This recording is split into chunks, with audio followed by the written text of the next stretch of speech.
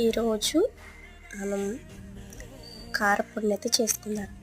ఇది winter season కాబట్టి మనకి అస్తమానం జలుబు చేస్తూ ఉంటుంది.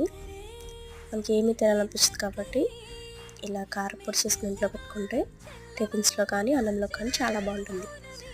దీనికి ఇలాగా ప్యాన్ పెట్టుకొని ఆయిల్ వేసుకొని దాంట్లో ధనియాలు, పచ్చిశనగపప్పు, జీలకర్ర, వెల్లుల్లి, కరివేపాకు, ఉప్పు, చింతపండు వేసుకొని వేయించుకోవాలి.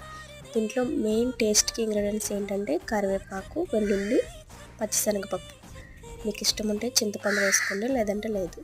ఈ 3 ఇంగ్రీడియంట్స్ మాత్రం వేసుకోండి. టేస్ట్ అయితే చాలా బాగుంటుంది.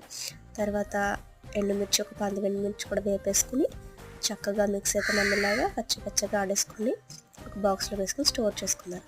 ఇలా వేడివేడి అన్నంలో ఇలా కారపొడి అలాగే కొంచెం నెయ్యి కూడా వేసుకొని తింటే చాలా బాగుంటుంది.